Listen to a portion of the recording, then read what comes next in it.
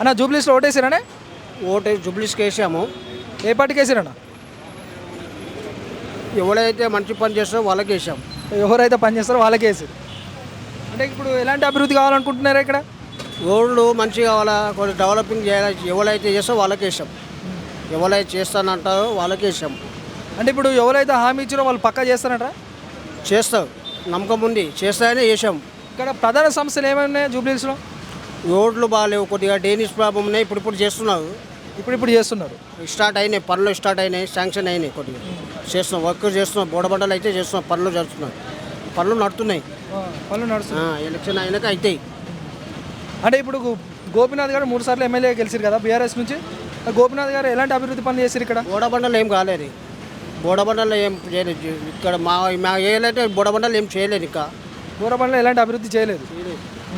ఇప్పుడు ప్రధానంగా అక్కడ ఉన్న సమస్యలు ఏమేమి ఉన్నాయి? రోడ్లు ప్రాబ్లం ఉన్నాయి, కొద్దిగా దోమలు కూడా ఉన్నాయి. దోమలు ఇప్పుడు ఏం పట్టించుకోవట్లేదు. ఇప్పుడు నెక్స్ట్ ఎమ్మెల్యే వచ్చిన వాళ్ళు చేస్తామని నమ్మకం ఉంది. ఇప్పుడు దోమలు ఎక్కువైపోయినాయి, రోడ్లు బాగాలేవు. రోడ్లు ఇప్పుడు స్టార్ట్ అయినాయి, ఇప్పుడు అయితే అని అంటున్నారు, చేస్తామంటున్నారు. ఇప్పుడు నెక్స్ట్ చేస్తామంటున్నారు. అంటే దగ్గర జూబ్లీస్ కాన్స్టిట్యున్సీలో 4 లక్షల ఓట్లు ఉన్నాయి. అంటే దాదాపు 2 లక్షలకు పైగా ఓట్లు పడలేదు. దీన్ని ఏ విధంగా చూడొచ్చు అంటారు మీరు? ఇప్పుడు పనులు చేసే వాళ్ళకే ఇస్తారు కదా. అంటే ఇప్పుడు పనులు చేయని వాళ్ళు అయితే ఉన్నారో వాళ్ళని ఓడించే ప్రయత్నం చేయాలి కదా. ఇప్పుడు దాదాపు గోపీనాథ్ గారు 3 సార్లు చేసిరు. వారి సతీమణి సునీత గారు ఇప్పుడు పోటీలో ఉన్నారు.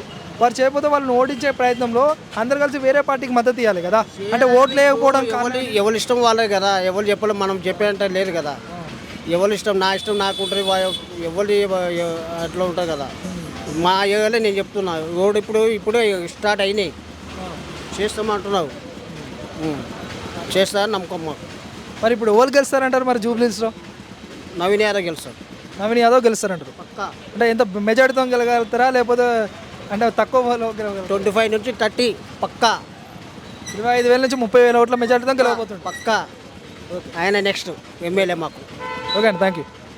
అధికారులు మీ సమస్యలు పట్టించుకోవట్లేదా? నెలల తరబడి మిమ్మల్ని ఇబ్బంది పెడుతున్నారా? మీ సమస్యకు ఎవరు స్పందించట్లేదా? సమస్య ఏదైనా ఎక్కడి నుంచైనా వెంటనే క్యూన్యూస్ కాల్ చేయండి. మీ తరఫున మేం బాధ్యత తీసుకుంటాం. కాల్ చేయాల్సిన ఫోన్ నెంబర్ 8499019921. పబ్లిక్ వాయిస్, సామాన్యుడి ప్రశ్నాస్త్రం. ప్రతి గురువారం ఉదయం 10 గంటలకు మీ క్యూన్యూస్ హెచ్డీలో నవంబర్ 6 నుంచి ప్రారంభం.